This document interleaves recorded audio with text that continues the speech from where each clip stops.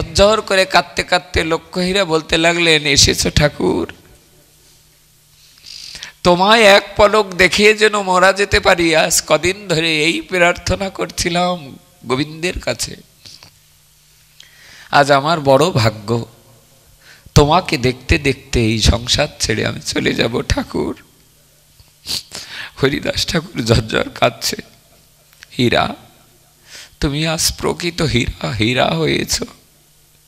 তোমার নাম যে আমি তুলসী রেখেছি, এ জগৎ সংসারে তুলসীকে দর্শন করলে যেমন জগতের সব পাপ দূর হয়ে যায়, আমি তোমায় আশীর্বাদ করছি তুলসী। হে লক্ষ্মীহীরা, এই জগৎ সংসারে যারা একবার তোমার এই নাম শ্রবণ করবে, তাদের অর্ধেক পাপ দূর হয়ে যাবে।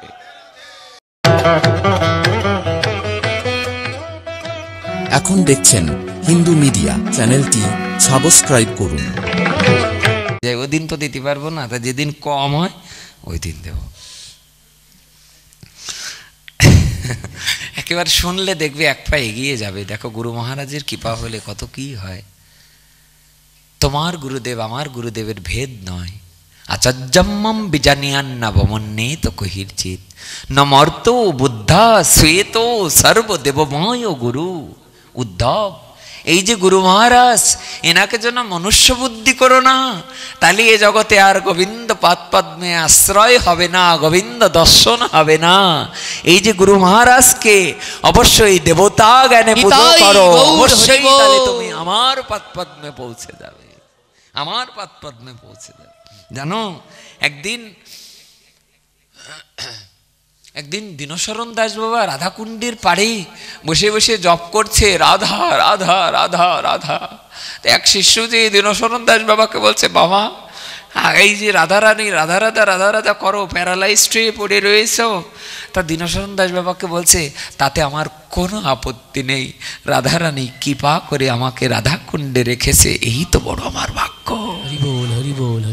আমার বাড়িতে 800 মন পাট পচে যাচ্ছে, আমার স্ত্রী এসেছিল আমাকে নিতে, আমার বড় ছেলে আমাকে নিতে এসেছিল, আমি যাই নাই এই জন্যে আমি রাধারানীকে না নিয়ে আমি কোথাও যাব না। আমি প্যারালাইজড হয়ে এখানে মরে পড়ে যাব, পচে যাব, তবু আমি রাধাকুণ্ড ছেড়ে কোথাও যাব না, বৃন্দাবন ছেড়ে কোথাও যাব না। আমার স্ত্রী আমাকে বারবার বলেছিল, চলো না কলকাতায় বড় বড় ডাক্তার আছে, একটু ডাক্তার দেখাবে, চলো না। আমি স্ত্রীকে ফিরিয়ে দিয়েছি, আমার ডাক্তার দেখানোর দরকার, আমি ডাক্তারও দেখাবো না, আমি বাড়িও ফিরে যাব না। যতদিন না করুণাময়ী রাধারানী আমার সামনে এসে দাঁড়াবে, ততদিন আমি রাধে রাধে। বলে, আচ্ছা যদি রাধারানী কোনোদিন তোমার সামনে আসে, তুমি রাধারানীকে কি বলবে? কি অদ্ভুত একটা কথা, আগে মনে হয় কোনোদিন আমি এইটা পাঠে বলিনি। আচ্ছা, রাধারানী যদি তোমার সামনে আসে বাবা, এসে যদি তোমাকে বলে দিনো, কি নামে সংক্ষেপে দিনো বলে ডাকতেন সবাই, আর দীক্ষার নাম হওয়ার পরে যে ওনার গুরু মহারাজের নাম হচ্ছেন একেবারে ভাগবত সম্রাট, কি নাম? প্রাণগোপাল গোস্বামী মহারাজ। পৃথিবীতে যেমন বিশ্বকবি একজন, কি নাম? বিশ্বকবি রবীন্দ্রনাথ ঠাকুর। আরে তিনি তো ঋষি কবি, তার নাম নিতে লজ্জা পাবে কেন? প্রেম সে বলো রাধে রাধে।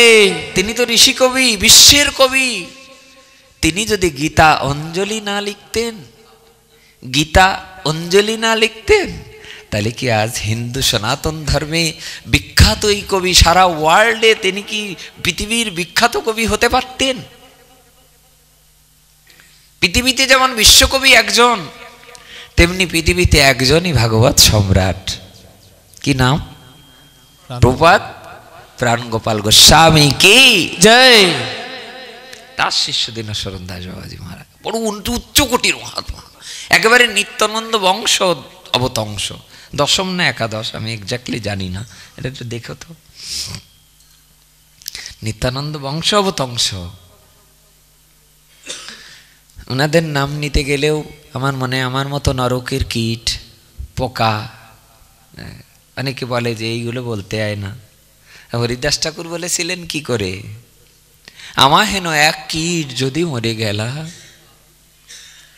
আমা হেন এক কীট, এক পিপিলিকা যদি মরে গেলা, এক পিপিলিকা মইলে পৃথির কাহা হানি হইলা। প্রভু, তোমার এদেশেই তো কত বৈষ্ণব সাধু রয়েছে, বড় বড় ভক্তরা রয়েছে। তোমার আছে জগদানন্দ, তোমার আছে স্বরূপ দামোদর, তোমার আছে রায় রামানন্দ। ও দেশে যে দেখো, তোমার আছে নিতাই, তোমার আছে অদ্বৈত, তোমার আছে গদাধর পণ্ডিত, তোমার আছে শিবাস পণ্ডিত। আমার মতো এক কীট যদি মরে গেলা। দীনশরণ দাস বাবা কাছে এক রাধাকুণ্ডের পাড়ে এক ভক্ত এসে জিজ্ঞাসা করলেন, বাবা, যদি রাধারানীর সঙ্গে তোমার কোনোদিন দেখা হয়, রাধারানী যদি জিজ্ঞাসা করে, দিনু আমার জন্য কি নিয়ে এসছো, তখন কি বলবে রাধারানীকে? বললাম, আমি রাধারানীকে বলবো, রাধে, আমার কাছে যদি এখন অন্তে এসে জিজ্ঞাসা করো, শেষ বেলায় অবর বেলায় যদি জিজ্ঞাসা করো, দিনু কি এনেছিস, আমি রাধারানীকে বলবো, করুণাময়ী, ঠাকুরানী, কিশোরীমণি, সারা জীবন সংসারের জন্য করেছি, কিন্তু নিজের জন্য কিছু করিনি। আজ নিজের শরীরটা পঙ্গু, 58 বছর বয়সে প্যারালাইজড আমি। ওনার 59 বছর বয়সে ম্যালেরিয়া হয়ে যখন উনি নিম্ন অঙ্গ যখন অচল হয়ে গেল, তখন উনি এই কথাটা বলতে লাগলেন, যদি করুণাময়ী রাধারানী আমাকে বলে, দিনু আমার জন্য কি এনেছো, তখন আমি রাধারানীকে বলবো, রাধে, এই যে আমি যেটুকু বেলা আমি সময় পেয়েছি, কিছু গীতা ভাগবতের শ্লোক মুখস্থ করে তোমার দুয়ারে তোমার চরণে এনেছি, তুমি এটা গ্রহণ করো। তাই আমাদের কাছেও যদি রাধারানীর সঙ্গে কোনোদিন দেখা হয়, হবে না, আমাদের নয়, আমার আপনাদের সাথে হয়তো রাধারানীর যদি কোনোদিন দেখা হয়, যদি জিজ্ঞাসা করে, রাধারানী কি এনেছো, আমার মনে হয় আমরা এইটুকু বলবো, যেমন মহাপবিত্র দিনে হরি কথা সাধু সঙ্গ, কিছু জমিয়ে কিছু কথা অমৃত, কিছু নাম, কিছু হরিনাম, হরি কথা। আমি হয়তো গীতা ভাগবতের এত শ্লোক, চৈতন্য চরিতামৃত, চৈতন্য ভাগবত, এত উন্নত উজ্জ্বল নীলমণি, বৃহৎ ভাগবতামৃত, এত গ্রন্থাদি সব মুখস্থ করে এনে তোমার চরণে দিতে পারবো না। তবে বদন ভরে একটু হরিনাম, হরে কৃষ্ণ কৃষ্ণ কৃষ্ণ হরে হরে, হরে রাম রাম রাম হরে হরে, এটুকু গ্রহণ করো ঠাকুরানী, এটুকু গ্রহণ করো। এটুক তো বলতে পারবো নাকি? আরে কিছু যখন কারণ না থাকে, তখন নদীতে যদি কেউ বড় বান ডাকে, নদীতে সাগরে যখন বড় বান ডাকে, খড়কুটোর মতোও যদি কিছু আশ্রয় না থাকে, কোনো একটা শুকনো কাষ্ঠ যদি কেউ পায়, ওটাকে আঁকড়ে ধরলেও তো সে পার পেয়ে যেতে পারে। পেনসে বলো রাধে রাধে। তেমনি সংসারে কিছু না থাক, এমন সাধু সঙ্গ, হরি কথা, হরি নামের আশ্রয় তো পেয়েছি, এই বাসটুকু অবলম্বন করো, শুকনো কষ্টটুকু অবলম্বন করো, যেন রাধা মাধবের করুণায় ওটুকু নিয়ে আমরা তার কাছে ফিরে যেতে পারি। এ জন্মে না হোক, জন্মে জন্মে যেন তোমার কৃপা লাভ হয়। প্রভু মোর গৌরঙ্গ গোসায়, এই কৃপা কর মরে, যেন তোমার গুণ গায়। চিরকালের আশা প্রভু আসে হিয়ায়, তোমার নিগুড় লীলা স্ফুরাবে আমায়। যে সে কুলে জন্ম দাও, যে সে দেহ পায়া, তোমার ভক্ত সঙ্গে ফিরি তোমার গুণ গায়া। প্রভু, যে সে কুলে জন্ম দাও, কুকুর করে জন্ম দাও, আপত্তি নেই, তবু যেন বৈষ্ণবের দুয়ারে জন্ম দিও। কুকুর হতেও ক্ষতি নেই, যেন বৈষ্ণব যখন ভোগ লাগিয়ে প্রসাদ পেয়ে আর কলা পাতাটাও যখন বাগানে ছুড়ে দেবে, আমি কুকুর হয়ে যেন এটাও প্রসাদটুকু গ্রহণ করতে পারি। ঠাকুর প্রভু মোর গৌরঙ্গ গোসায়, এই কৃপা কর মোরে, যেন তোমার গুণ গায়। চিরকালের আশা প্রভু আসে হিয়ায়, হিয়া মানে মন, তোমার নিগুড় লীলা স্ফুরাবে আমায়। তোমার নামে যেন রুচি হোক মোর, তোমার নাম গাইতে শুনিতে হোক আমার ভোর। আমার ভোর বেলাটা যেন ঝগড়া করতে করতে না হয়, আমার ভোর বেলায় যেন আজে বাজে দিবস রজনী আবল তাবল পেঁচাল পাড়িতে পারো, আমার যেন আবল তাবল কথা না আসে, আমি যেন তোমার নাম শুনতে শুনতে আমার ঘুম ভাঙে। আহা, অপূর্ব কথা শোনো দিয়া মন, যে কথা শ্রবণে হবে সর্ব পাপ বিমোচন। এ কথা শ্রবণ করলে শুধু পাপ দূর হবে না, আর চৈতন্য ভাগবতে আমাদের অপূর্ব একটি পদ লিখেছেন আমাদের বৃন্দাবন দাস ঠাকুর। উনি বলছেন, শুনিলে চৈতন্য কথা তার পাপ দূর শুধু হবে না, শুনিলে চৈতন্য কথা ভক্তি লভ্য হয়। মহাপ্রভুর কথা শোনার সাথে সাথে তোমার প্রেম ভক্তি পর্যন্ত জাগ্রত হয়ে যাবে। প্রেম সে বলো রাধে রাধে। এমন হবে। 600 মিষ্টির অর্ডার দেওয়া হলো, দিন আসতে আসতে মানে অধিবাসের দিন তাহলে মিষ্টি দেওয়া হবে, কারণ অধিবাসে ভক্ত কম হবে। প্রেম সে বলো রাধে রাধে। কারণ অধিবাস শুনতে সবাই দেখবে, যখন রাত 11টা 11:30টার পরে যখন অধিবাসের সময় কি হয়, পাঠ হয়ে যাওয়ার পরে সবাই প্রসাদ পেয়ে বাড়ি চলে যায়, আর কীর্তনের দল ওই জায়গা বসে বসে কি করে, হ্যাঁ এটা কি যেন পদ গায়, হ্যাঁ অধিবাসের পদ, জয় রে গোড়া শ্রী শচী নন্দন। ও শোনার আর কারোর সময় থাকে না। বেঞ্চে বলো রাধে রাধে। এইবার শোনো, ঠিক কেউ তো আর জানে না এ কথা। এবার অধিবাসের দিন যখন 8টা বাজতে যাচ্ছে, তখন উঠানে যেয়ে দেখি অন্তত 1000-1500 ভক্ত চলে এসছে। আমি তখন তো অবাক হয়ে যাচ্ছি যে 600 মিষ্টি টালি যদি করো, মানে যে কি বলে রে, সমান সমান ইজ ইকুয়াল টু, মানে সমান সমান যদি করো তাহলে তো কিছুই হচ্ছে না, ভেঙে চুরেও হবে না। তা আমি সঙ্গে সঙ্গে তো একেবারে ওই যে আমাদের যে নামযজ্ঞ হতো যে জায়গায়, দাদা রয়েছে আমাদের গৌতম দা তো মধ্যমণি, ওই জায়গার নামযজ্ঞের শুধু নয়, আমাদের যে কোনো অনুষ্ঠানে আমার পিতার মতো, যে কোনো অনুষ্ঠানে বুক আগলে দিয়ে করে, দান ধ্যান থেকে শুরু করে। ওই জায়গা যে আমি একে কেঁদে পড়েছি যে আরে এতে কি হবে, এতে কি হবে, গ্রামের লোকজন সব ছুটে চলে আসছে, প্রায় 50 জন, দাদাও মনে ছিল, সবার গ্রামের লোকজন। আমি কি ব্যাপার, গ্রামের লোকজন এসে সব বলা বলি কি ব্যাপার, কাঁদছে কেন? আমি বললাম কাঁদছি এই জন্যে, এতে তো হবে না। আমি বাবাকে বললাম যে মিষ্টি আরও বাড়িয়ে আনতে হবে, বাজারে পাঠাও লোকজন। কিন্তু গ্রামবাসীরা বলছে যে আমরা প্রসাদ পাবো না, আমরা রাজভোগ পাবো না, এক কাজ করো, ওতে যা হয় তাই হবে, প্রথম 1-2 ছাপ্পা পাবে ভক্তরা। আমি বললাম তা তো হয় না। এই কথা বলতে না বলতেই সম্মুখে যে মিষ্টির দোকানেতে মিষ্টি আনা, ওই মিষ্টি আলা চলে এসেছে। উনি কাকতালীয়ভাবে সামনে এসে দাঁড়িয়ে বলছে যে কি ব্যাপার, তা বলে যে আপনার দোকানে পাঠানো হচ্ছে। তা বলে মিষ্টি তো আগের থেকে অর্ডার না দেওয়া থাকলে 1-1.5 মিষ্টি কি থাকে? আমাদের ছোট ছোট দোকান, এতে হয়তো 200-100 মিষ্টি থাকতে পারে, বা 50টা মিষ্টি থাকতে পারে, তাই 1-2 হাজার মিষ্টি কি বেশি থাকে? এই কথা বলতে না বলতেই ওই ভদ্রলোক আমাকে বলছে, জানো ওই 600 মিষ্টির মধ্যে আমি 200 মিষ্টি দিয়ে দিয়েছি। কে বলছে? দোকানদার দিয়ে দিয়েছে। আমি বললাম এরকম দোকানদার তো কোনোদিন দেখিনি যে 200 মিষ্টি সে ওর মধ্যে দিয়ে দেয়। আমার বাবা কোথায় ছিল, এসে বললো যে তুমি 600 অর্ডার দিলেও আমি 800 অর্ডার দিয়েছিলাম, তাহলে কত হলো? 1000।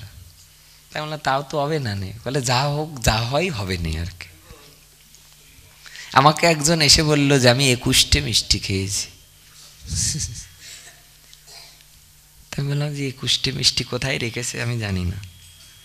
আসলে আগেরকার মানুষ কিছু এরকম আছে যারা খেতে পারে।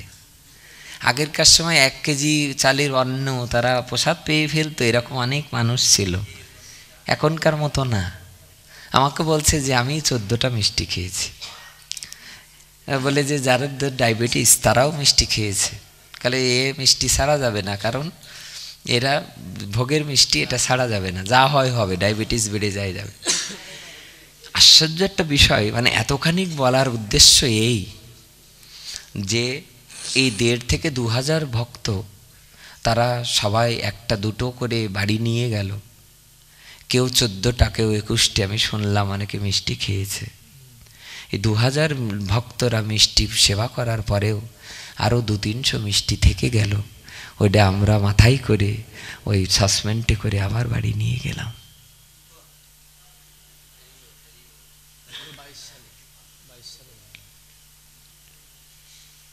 এমন তাদের সেবা।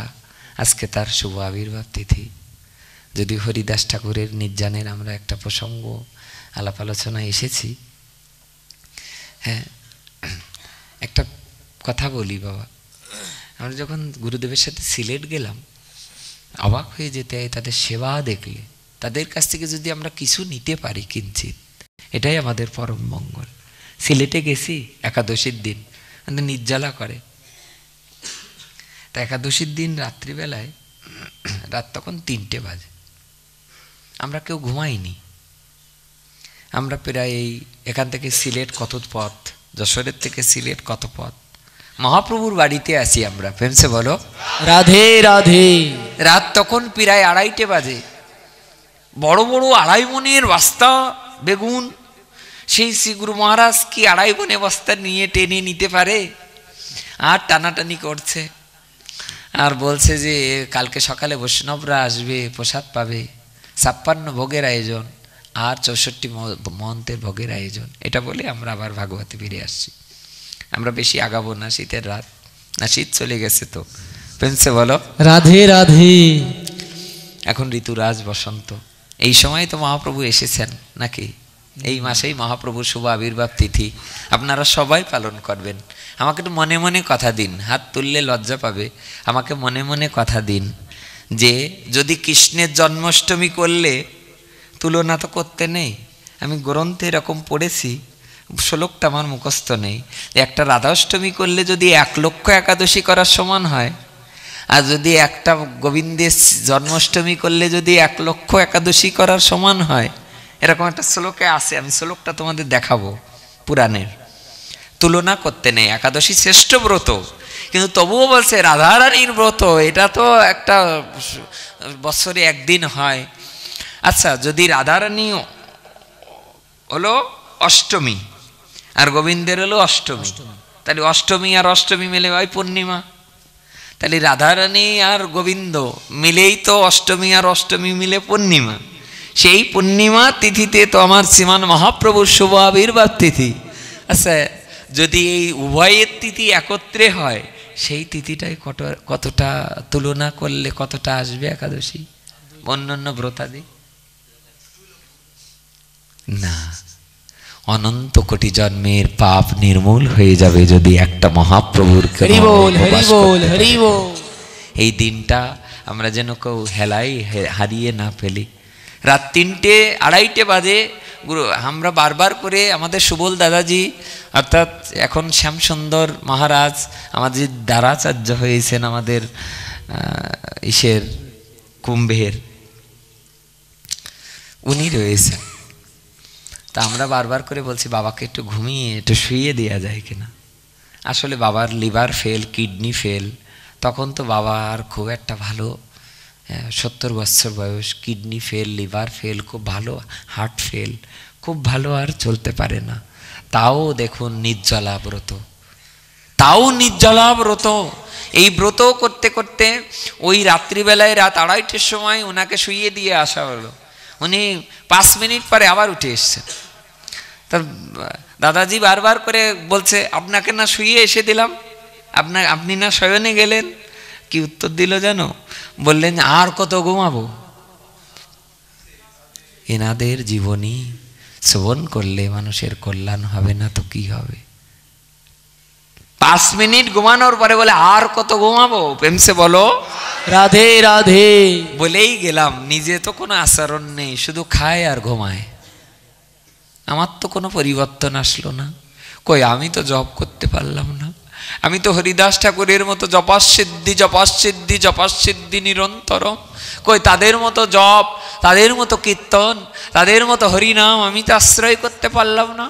যেই মাত্র ওই সময়ে জানো, এবার আমরা রাত 3টে সাড়ে 3টের সময় একটু বিশ্রামে গেলাম, 5টার দিকে দেখি চিৎকার করছে বাবা, আরে সব ভিজে গেল, বৃষ্টি এসছে, সব ভিজে গেল।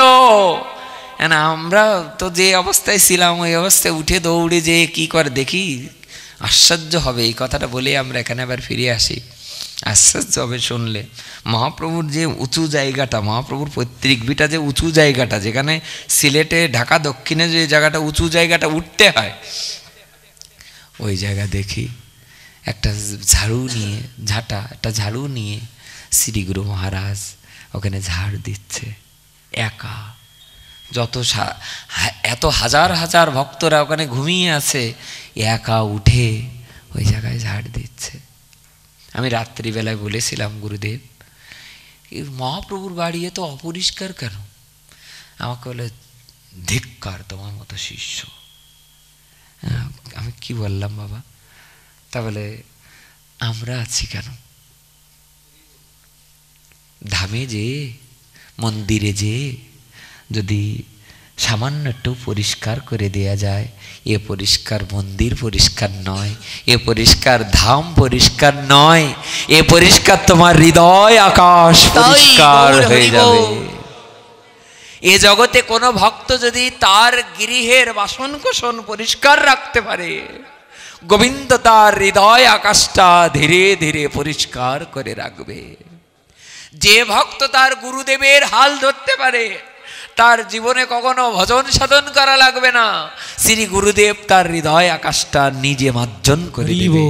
মার্জন হয় ভজন, সাধু সঙ্গে অনুক্ষণ, অজ্ঞান অবিদ্যা পরাজয়।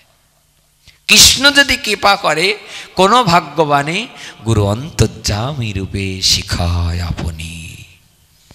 দেখি ঝাড়ু দিচ্ছেন, যে আমি যেই মাত্র ঝাঁটাটা যেই মাত্র নিতে গেছি হাতের থেকে, কি বলল জানো? আমাকে বলল যে তুমি পারবে না, আমি দেখাই দিই কি করে ঝাড় দিতে হয়। কি বলল জানো? এবার আমাকে দেখাচ্ছে কি করে ঝাড় দিতে হয়। আহা প্রেমসে বলো, রাধে রাধে। সলক হয়ে গেছে, মানে সকাল হয়ে গেছে, 6টা বেজে গেছে, দেখাচ্ছে কি করে ঝাড় দিতে হয়। একবার এ পাশ, একবার এ পাশ, একবার এ পাশ, একবার এ পাশ, গুরু মহারাজ রয়েছেন, একবার এ পাশ, একবার এ পাশ, ঝাড়ু দিতে দিতে দিতে দিতে একবারে মহাপ্রভুর বাড়ির সামনে দিয়ে রাস্তা পর্যন্ত গেলেন। গিয়ে বললেন, কি করলাম বলো? তা বলে, আমি তো কিছু বুঝলাম না। তাহলে বুঝবে, ঈশ্বরে কৃপালে সহিত যাহারে, সেই তো ঈশ্বর তত্ত্ব বুঝিবারে পারে। সেদিন বুঝতে পারবে যেদিন গুরু কৃপা হবে, সেই সে বুঝিতে পারে চৈতন্যের কৃপায় যারে হয় তার দাসানুদাস সঙ্গ। এ জগতে মহাপ্রভুর কথা, ভগবানের কথা সেই বুঝতে পারবে যার মহাপ্রভুর ভক্তের চরণের ধরি যারা অঙ্গে মাখতে পারবে। এ জগতে সেই বুঝতে পারবে যে তার ভক্তের চরণ ধুলি নিতে পারবে। আমাকে বললো জানো, বললো যে কি করলাম জানো? কি করলেন? তা বললে যে দেখো, আগে একটা পথ তৈরি করে দিলাম, এই পথটা তৈরি করার উদ্দেশ্য আমার এই। কি করে দিল? পথ তৈরি করে দিল। বলে মহাপ্রভুর বাড়ির যে ময়লা, মানে যে অপরিষ্কার বা যে যা ফেলেছে অপরিষ্কার হয়ে আছে, অনেকদিন ঝাড়ু দেওয়া হয় না, যে অপরিষ্কার জায়গাটা রয়েছে ওইটা কি করলাম জানো? আগে একটা পথ তৈরি করে দিলাম। কেন? বলে দেখো, ভোর হওয়ার সাথে সাথে কত ভক্তরা আসছে, তো ভক্ত তো ভগবান, ভক্ত তো নারায়ণ, ভগবান নিজে সবাইকে এসে দর্শন দেয় না, কিন্তু ভক্তের মধ্য দিয়ে ভক্তকে কৃপা করে, ভক্তের মধ্য দিয়ে ভক্তকে কৃপা করে। তাই ভক্ত তো ভগবান, তাই তাদের আগমনের জন্যে আগে একটা পথ সৃষ্টি করে দিলাম, এইবার তুমি পরিষ্কার করো। বেমসে বলো, রাধে রাধে।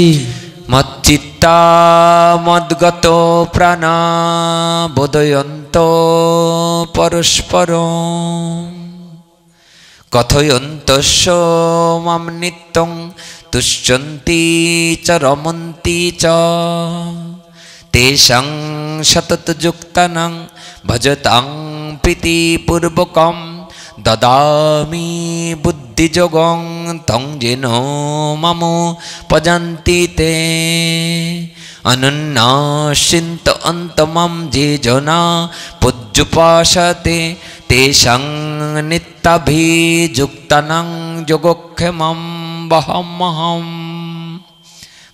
গত দিন আমরা দ্বিতীয় অধ্যায় থেকে 15টা শ্লোক উচ্চারণ করেছিলাম এবং দেখবেন পুরাণাদিতে এবং একাদশীর মাহাত্ম্যে লেখা আছে যে গীতার 18 অধ্যায়ের মধ্যে দ্বিতীয় অধ্যায়টা পাঠ করলে তার সমস্ত মন শান্ত হয়, আছে না? তেমনি আমরা কয়েকটি শ্লোক উচ্চারণ করছি, আপনারা একটু মন দিয়ে আস্বাদন করুন। মচ্চিত্তা মদ্গত প্রাণা বোধয়ন্ত পরস্পরম কথয়ন্ত মাম নিত্যং তুষ্যন্তি চ রমন্তি চ তেষাং সতত যুক্তানাং ভজতাং প্রীতিপূর্বকম দদামি বুদ্ধিযোগং তং যেন মামুপজন্তি তে অনন্যাশ্চিন্ত অন্তমম যে জনা পূজ্যুপাসতে তেষাং নিত্যাভিযুক্তানাং যোগক্ষেমম বহমহম। পত্রং পুষ্পং ফলম তয়ম যো মে ভক্ত প্রযচ্ছতি তদহং ভক্ত অপরিতমস্যামি প্রযতত্মন।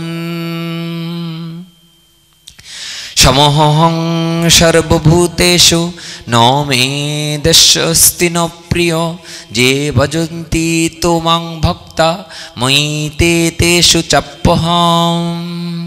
অপি চেত সুদুরাচার ভজতে মমনন্ন ভাগ সাধুরেব সমন্তব্য সম্যক ব্যবসিত হি স। ক্ষিপ্রং ভবতি ধর্মাত্মা সশান্তিং নিগচ্ছতি কুন্তেয়োপতি জানিহি ন মে ভক্ত প্রণশ্যতি।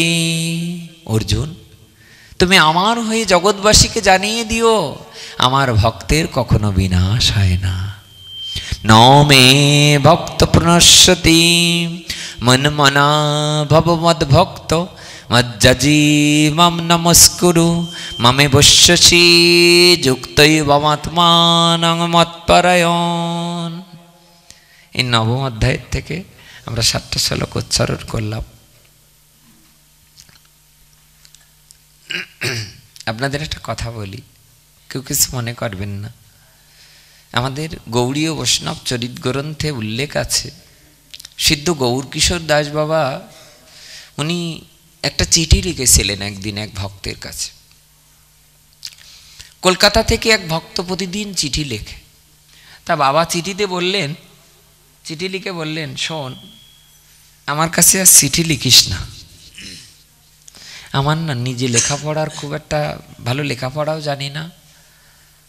সিদ্ধ মহাত্মা কি বলছে শোনো, বলে আমি ভালো একটা লেখাপড়াও জানি না, আর আমি যে চিঠির যে রিপ্লাই করব, মানে আবার যে উত্তর দেব, আমার সে সময়টাও নেই। আমি একটু ভজন সাধনে থাকি ব্যস্ত, আমার কাছে আর চিঠি লিখিস নে। চিঠি লিখেছে উনি, আবার লিখে আগেই লিখেছে, বাবা এটা আমার শেষ চিঠি, আর কখনো বিরক্ত করব না, আমাদের কিছু মঙ্গল হবে। হ্যাঁ, কি বললাম বলো? আমাদের কিছু মঙ্গল হবে, চিঠিতে জানিয়েন। কি লিখেছে জানো? শুনবে? সিদ্ধ গৌরকিশোর দাস বাবা, যিনি পায়খানার মধ্যে বসে, গিরিশ বাবুর পায়খানা, কার পায়খানা জপ করতেন? আপনারা অবাক হবেন শুনলে, এটা সবাই জানে এবং আমাদের শ্রী বিল্বমঙ্গল কৃষ্ণ দাস দাদাজির মুখে আপনারা অনন্তবার হয়তো শুনেছেন যে উনি বারবার হয়তো বলেছে যে উনি যে বাথরুমে বসে উনি নাম জপ করতেন, ওনার দেহ অন্তে, ওনার দেহ চলে যাওয়ার পর ওনার এক শিষ্য, জনৈক শিষ্য, ওই বাথরুমের মধ্যে যে গুরুদেব ওইখানে জপ করতেন, ওটা পরিত্যক্ত জায়গা, ওর মধ্যে বসে বসে যখন জপ করা আরম্ভ করলেন, সমস্ত ইট কাঠ পাথরের মধ্যে থেকে হরে কৃষ্ণ কৃষ্ণ কৃষ্ণ হরে হরে, হরে রাম রাম রাম হরে হরে। ওই কাঠের মধ্যে থেকে, পাথরের মধ্যে থেকে নাম উচ্চারিত হতে লাগলো। উনি ভয় পেয়ে বাইরে এসে বলতে লাগলেন, তখন সব ভক্তরা বলাবলি করতে লাগলেন, সিদ্ধ বাবার নামে ওই ইট কাঠ পাথরগুলো পর্যন্ত সিদ্ধ হয়ে গেছে, নামময় হয়ে গেছে। তাই যদি না হতো তাহলে ওই বুক সিরে কখনো হনুমান কখনো বুক সিরে তার ভিতরে রামচন্দ্র আর সীতা মাকে দেখাতে পারত না। সীতা ঠাকুরানী, সীতা মা জানকী যখন তাকিয়ে তাকিয়ে দেখছে, তা দেখছে অস্থি, চর্ম, মাংস, পিণ্ড সমস্ত জায়গায় সন্ধিতে সব রাম রাম রাম রাম খোদাই করে করে ভিতরে লেখা। প্রেমসে বলো রাধে রাধে। উনি সিডিতে কি লিখেছে দেখো, এই দুটো কথা বলেই আমরা বিশ্রাম দিই পাঠে, ধীরে ধীরে আমরা বিশ্রামের পথে আসি। কি লিখেছে জানো মা? দুটো কথা লিখেছেন, শুনলে অবাক হবে। প্রথম কথাটা লিখেছে, শোনো, দেখ যদি মঙ্গল চাস তাহলে যেখানে আলু পটলের কথা উচ্চারিত হয় সে জায়গায় হরি বল বলে উঠিস। বুঝতেই পারছো, আলু পটলের কথা মানে বাজারের আলু পটলের কথা নয়। আলু পটলের কথা মানে আন কথা, কু কথা, সমালোচনা। পেন্সে বলো রাধে রাধে। এগুলো থেকে আমাদের বেরিয়ে আসতে হবে। বাবার এই কথাটা আমরা মনে রাখি। কি আলু পটলের কথা উঠলেই যেন পেমসে বলিস রাধে রাধে রাধে রাধে। আর দ্বিতীয় কথাটা কি বলেছিল জানো? এটা শুনলে তো আরো একটা আনন্দ পাবে শুনলে। দ্বিতীয় কথাটি বলেছিলেন, শোনো,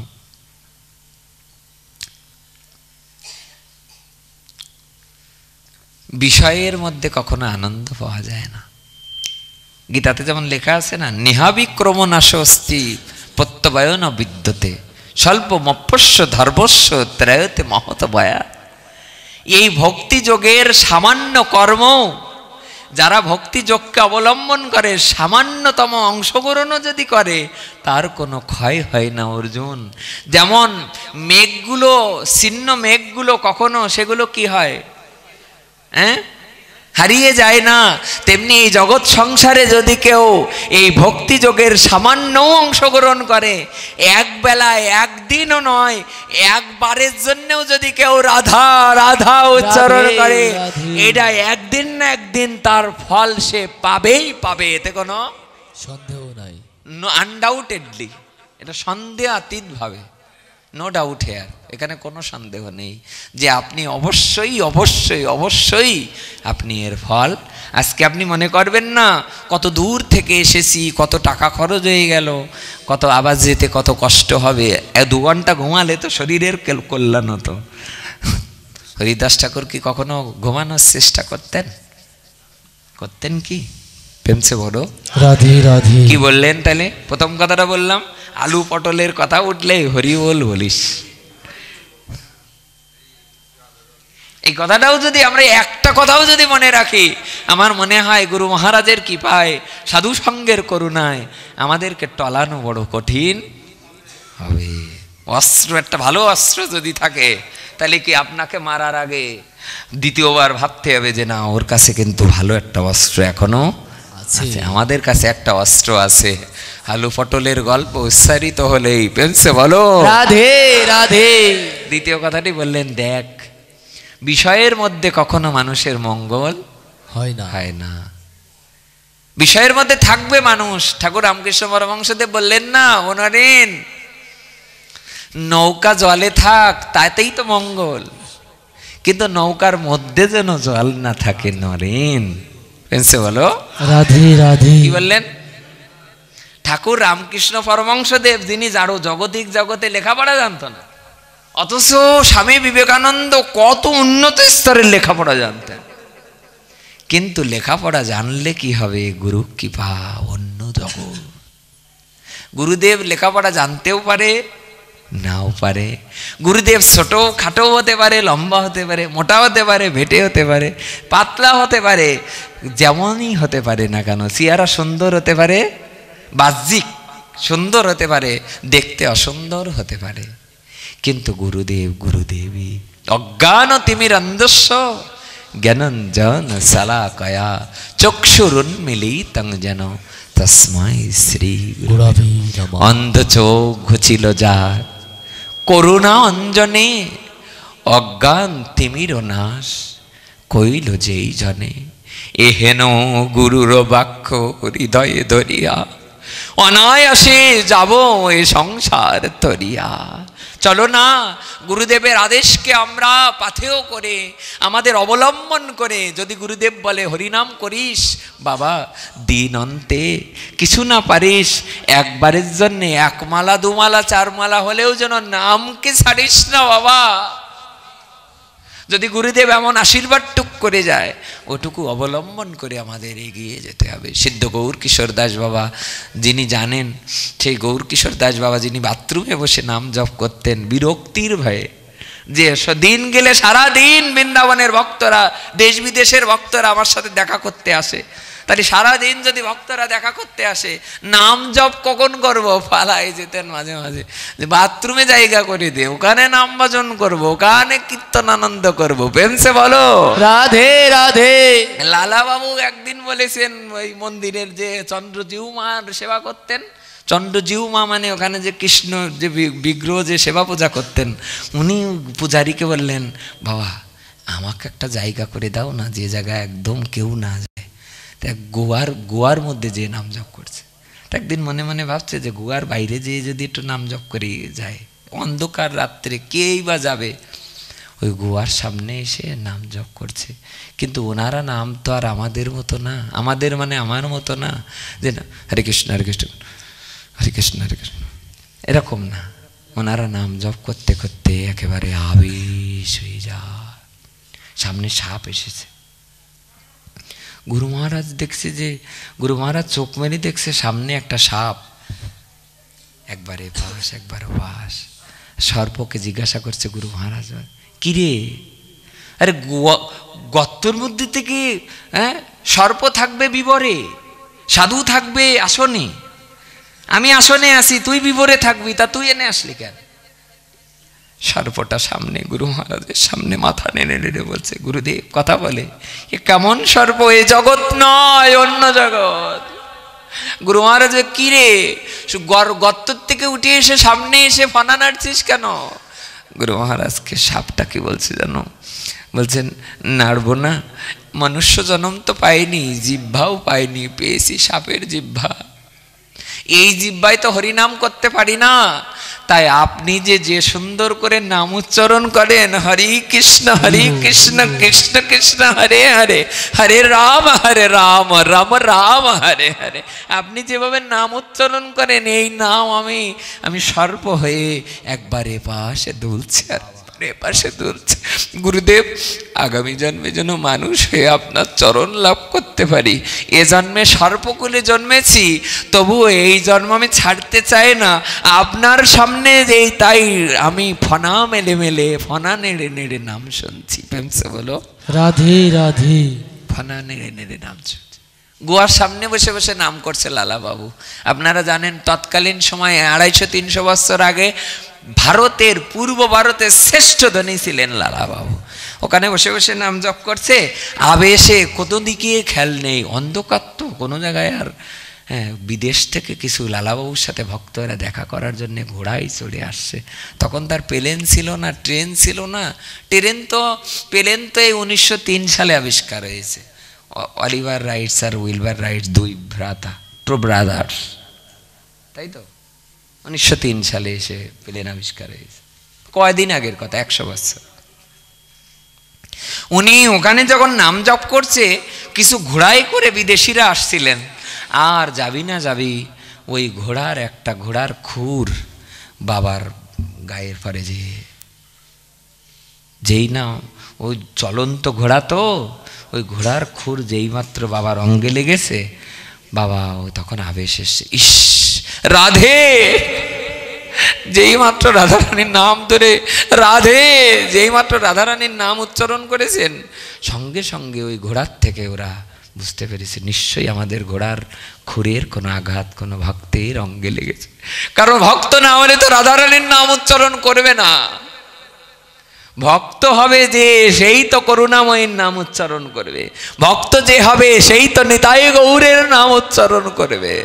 ভক্ত না হলে রামচন্দ্র তীর মেরেছেন আর বৈষ্ণব বাণ যে যেই মাত্র তরণী সেনের কণ্ঠে যে লেগেছে, তরণী সেনের মস্তকটা রাম রাম উচ্চারণ করতে করতে যে যেই মাটিতে পড়তে গেলেন, রামচন্দ্র দেখলেন এ মস্তক দেখে আমার নাম উচ্চারণ করে। রামচন্দ্র যেই মাত্র তরণী সেনের কাটামণ্ডটা কোলে করে নিয়ে রামচন্দ্র কাঁদছে আর বলছে এমন ভক্ত কার ঘরের ভক্ত। পাশে নিজের বাবা বিভীষণ বসে বসে ঝরঝর করে কাঁদ। বিভীষণ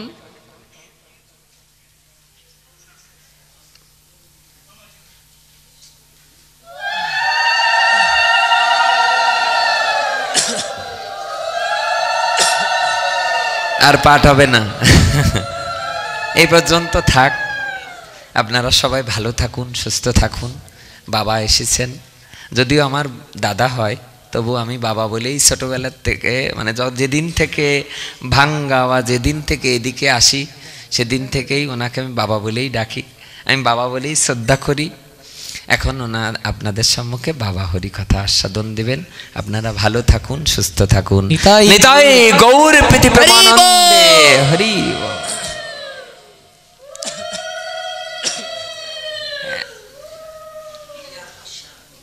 না আমি আর বলতে পারবো না, না আপনি হরিকথা আস্বাদন দেবেন।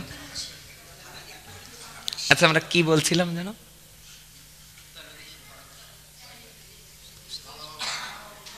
ভুলে যায় না লালা বাবু। সামনে যখন সাধু আসে, সাধু দর্শন করলে সব ভুলে যায়। আমি একটা কাজ করছি শুধু, আমি আসার সাথে সাথে আমাদের এক মা বলেছে, যদিও আমার কণ্ঠটা আজ 5-7 দিন ধরে গেছে, আমি একটা শ্লোক উচ্চারণ করে বিশ্রাম রাখছি। মা অনুরোধ করেছে আপনি আমাদেরকে একটা গোপী গীত শোনাবেন। হরি বল, হরি বল। একটা শ্লোক উচ্চারণ করছি, আপনারা সবাই মিলে একটু শ্রবণ করুন। হয়তো ওই পর্যন্ত উঠছে না কণ্ঠ, তাও একটু চেষ্টা করছি। জয় রাধে, জয় নিতাই। জয়তীতে অধিক জনমনা ব্রজ শ্রয়তৈন দিরা শশদদ্রোহী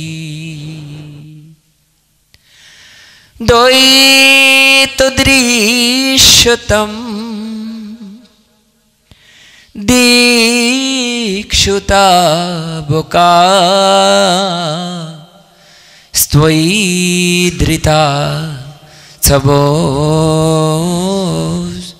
তম বিচিন্বতে। হরে কৃষ্ণ হরে কৃষ্ণ কৃষ্ণ কৃষ্ণ হরে হরে হরে রাম হরে রাম রাম রাম হরে হরে। ভালো থাকুন সবাই, সুস্থ থাকুন। একটা গাবো। শরদুদাশয়ে সাধু জাত দেখবেন ভাগবতে 31 অধ্যায়ে গোপী গীতে আমাদের গোস্বামীগণ সহ আর যারা সাধুগণ যারা ব্যাখ্যা করেছেন, টিকা দিয়েছেন, তারা বলেছেন যে সাধুজাত মানে সাধুজাত না, সাধু সদ্যজাত প্রস্ফুটিত কোনো কমল বা পুষ্প, যখন শ্রীধাম বৃন্দাবনের কোনো সরোবরে কোনো পুষ্প প্রস্ফুটিত হয়, কোনো ফুল ফোটে, তখন ওই পুষ্প যদি এ জগতের কেউ দর্শন করে তার ওর নয়ন আর ফিরাতে পারবে না। কিন্তু গোপীগণ বলছে, তুমি যেদিন থেকে বৃন্দাবনে এসেছো, আবির্ভূত হয়েছো, বা যেদিন তোমাকে যেদিন থেকে বৃন্দাবনে রেখে যাওয়া হয়েছে, সেদিন থেকে তোমার নয়নের দিকে যে ভক্ত একবার দর্শন করেছে তার আর অমল কমল আর ভালো নিতাই গৌর লাগবে। হরি বল।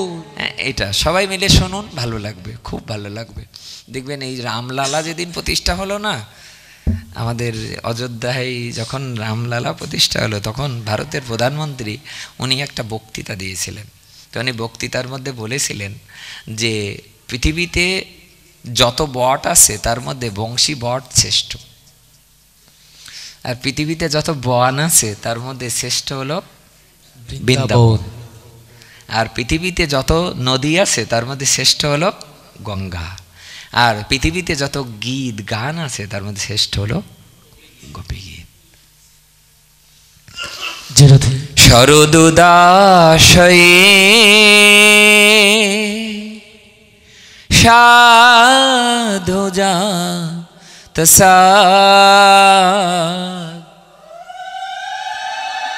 সরোষিজ দরো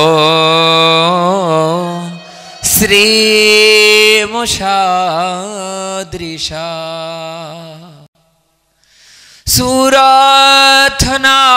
সুরথনাথতে ওসুল কোদা শিখা। বলে আমরা তো তোমার বিনামূল্যের দাসী, আমাদেরকে ডাকলে কেন? তাহলে আমাদেরকে বাঁশি বাজিয়ে আমাদেরকে সবাইকে ডাকলে কেন যদি দেখাই না দেবে? আমরা ওখানে যারা এসছি আমরাও তো চাই গুরুদেবের চরণ, শ্রী গুরু পাদ পদ্ম, নিতাই গৌরের চরণ পাদ পদ্ম, রাধারানীর চরণ পাদ পদ্ম। আমাদের তো টাকা দিয়ে এখানে কেউ ডেকে আনি নাই, আমরা তো এমনি এসেছি অশুল্ক দাসিকা। বরদনিগ্নত নেহ কিম বধ হরে কৃষ্ণ হরে কৃষ্ণ কৃষ্ণ কৃষ্ণ হরে হরে হরে রাম হরে রাম রাম রাম হরে হরে হরে কৃষ্ণ হরে কৃষ্ণ কৃষ্ণ কৃষ্ণ হরে হরে হরে রাম হরে রাম রাম রাম হরে হরে।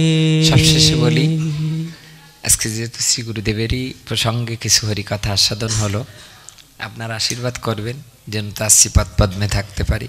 বাবা বারবার করে বলতেন, যেখানে তোমার সিনিয়র থাকবে সেখানে কখনো হরিকথা বলবে না, কখনো শ্রোতা, কখনো বক্তা, কখনো কখনো ভক্ত, কখনো শ্রোতা, কখনো বক্তা। যখন যেমনভাবে রাখে তখন তেমনভাবেই থাকা উচিত। বিড়াল যেমন বিড়ালির বাচ্চাকে কখনো সাততলার পরেও রাখে, কখনো গাছতলায় রাখে, কখনো বিচিলি গাদার তলে, কখনো ছাই গাদার পরে রাখে। শ্রীগুরু মহারাজ যেভাবে রাখে আমরা যেন সেইভাবেই থেকে নিজেরা এগিয়ে যেতে পারি, সেই কৃপা আশিসটুকু প্রার্থনা করে সকলের শ্রীপাদ পদ্মে বারংবার ভুয়ো ভুয়ো দণ্ডবত প্রণতি নিবেদন করে বাবা এসেছেন, বাবাই আমাদের সম্মুখে হরিকথা আস্বাদন দেবেন। আমরা এই পর্যন্তই বিশ্রাম রাখছি। জয় জয় শ্রীরাম। নিতাই গৌর প্রেমানন্দে হরি বল।